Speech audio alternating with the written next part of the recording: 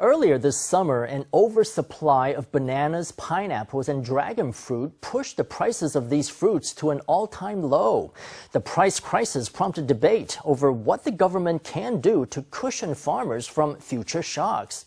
Agricultural production naturally depends on the weather, and in a free market economy such as Taiwan's, people can plant whatever they please with no government interference.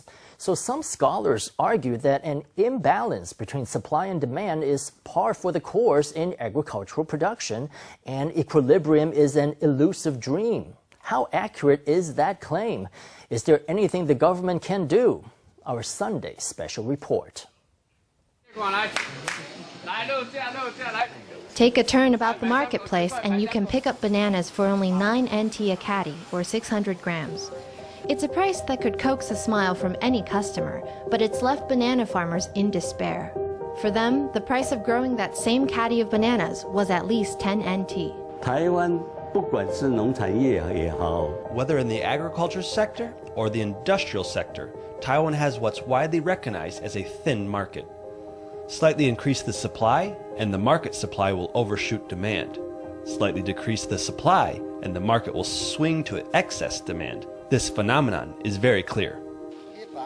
Statistics show intense fluctuations in Taiwan's banana crop over the past 10 years, with the highest annual production nearly 2 times greater than the lowest.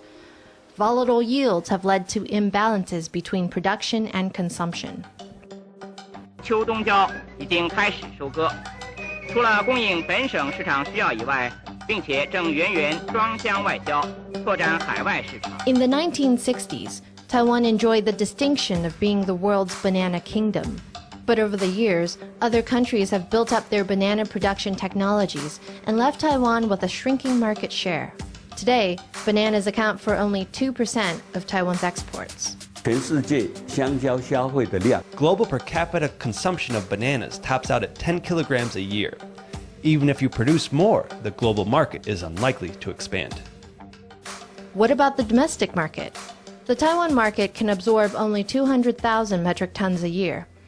In 2017, farmers produced a whopping 350,000 metric tons, sending banana prices on a nosedive. This year, despite the 2017 price crash, farmers again pinned their hopes on the banana.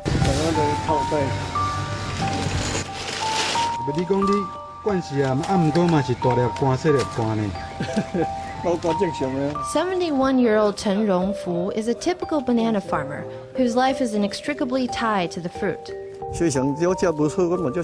Despite lousy prices, you have to keep planting. You can't pick and choose when it comes to planting. You've got to plant every year. Many older, more traditionally minded folks feel that since the land is just sitting there, it would be a shame if they didn't make use of it. So even if they risk a narrow profit margin or being in the red, they'll still plant, thinking it will even out in the end. The old farmers plant like clockwork, without regard for profit. In a market that's buffeted by their production, the government has an important role to play. You could establish a registry of production forecasts. For example, farmers could go to the administrative office of their village, township, or district to record their expected yield, when they will plant, and when they will harvest. It would all be clearly written down, and you'd end up with data that's at least 90% accurate. It all sounds well and good. But although the government does believe a registry would be an effective control on production, it's been reluctant to implement it.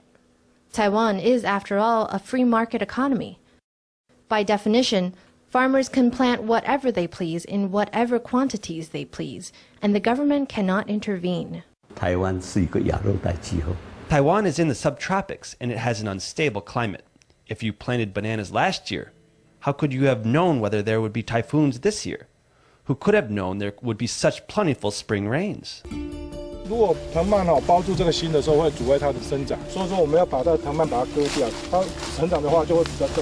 Old banana farmers have deep-seated beliefs. They're set in their ways.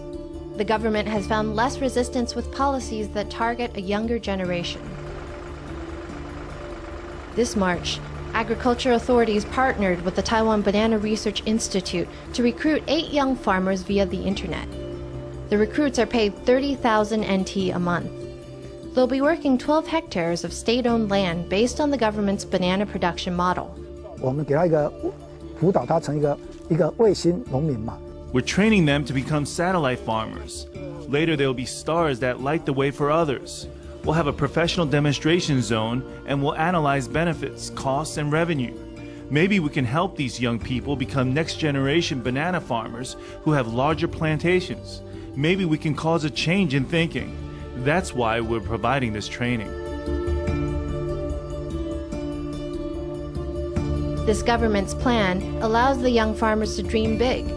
But the agricultural authorities and the youth are only bound by a 2-year contract, after which the youth have to strike out on their own. Land is scarce, and they'll need help finding plots to lease. For the government, the next challenge will be matching up the youth with a farm of their own, so that Taiwan's next generation of banana production can put down roots and flourish.